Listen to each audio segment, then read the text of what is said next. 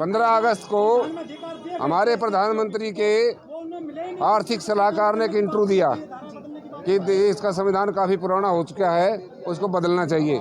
हम इसकी घोर निंदा करते हैं। ये देशद्रोह है। उनके खिलाफ हमने पार्लियामेंट थाने में भी कंप्लेंट दी है और नागलोई थाने में भी दी है। ये सेक्शन बनती है 124A देशद्रोह, 153A, 295A में विवेक देवराय के खिलाफ केस दर्ज होना चाहिए और उसे जेल में जाना चाहिए। हमारी डिमांड है। वो देश तोड़ने की बात कर रहे हैं, संविधान बदलने की बात करके देश तोड़ने की बात कर रहे हैं। ये आरएसएस की विचारधारा है, ये नागपुर की विचारधारा है। हम इसको घोर निंदा करते हैं। आपको क्या लगता है कि इस तरीके की जो बयानबाजी 2024 चुनाव को देखते हुए की जा रही है क्या? ये कई कंसेप्ट हैं। एक ज्ञानव्यापी मस्जिद का भी कंसेप्ट है, उसका सर्वे किया जा रहा है, उसकी ज़मीन तैयार की जा रही है कि 24 में हम दंगा करेंगे। ये भारत जलाओ पार्टी है, भारतीय जनता पार्टी नहीं है। ये इससे देश को बचाइए। आप सभी की जिम्मेदारी है। देश का लोकतंत्र बचाना, देश का संविधान बचाना, सारे पत्रकारों को भी जिम्मेदारी है, एक एक नागरिक की जिम्मेदारी है।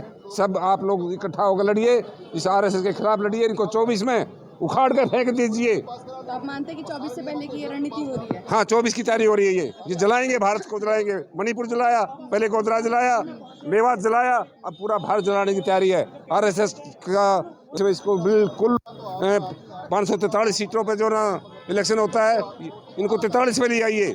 सारा इंडिया गठबंधन इकट्ठा होकर लड़े और एक बीजेपी के खिलाफ एक साझा उम्मीदवार उतरे और उस गठबंधन में भीम आर्मी आजाद समाज पार्टी का प्रतिनिधित्व होना चाहिए और हमारे भाई चंद्रशेखर को सम्मानित सीटें मिलनी चाहिए अगर इनको हराना है तो।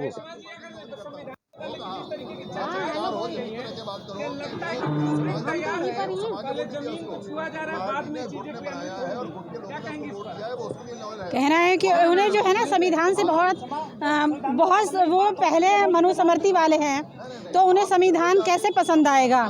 जो लोग उनके गुलामी करते थे वो अपना खाना चैन से नहीं खा सकते थे।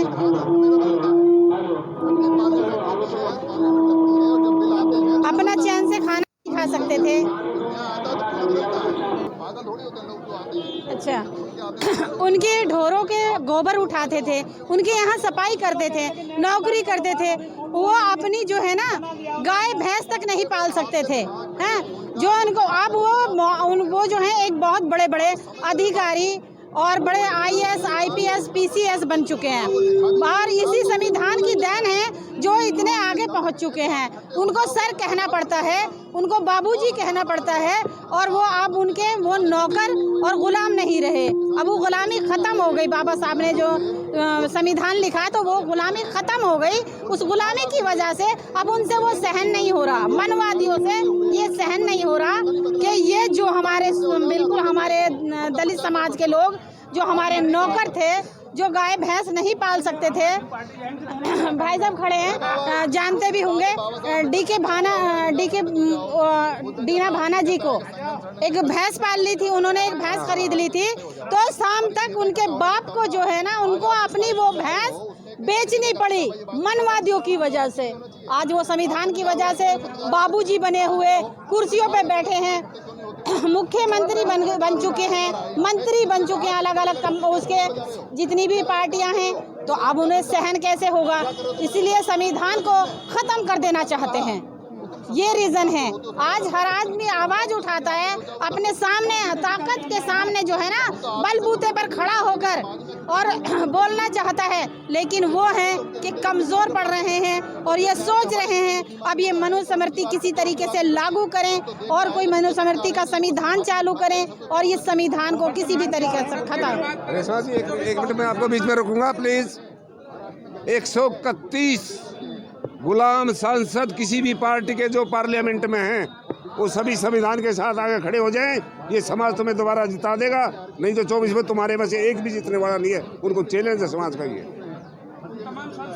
बहुत बड़ा चैलेंज दे रहे हैं सर। उनको कोई वोट ना दे समाज 2024 में 131 को जो संविधान के साथ नहीं खड़े हैं। वो संविधान विरोधी है, मनुवादियों के साथ खड़े हैं। हम उनका विरोध कर रहे हैं।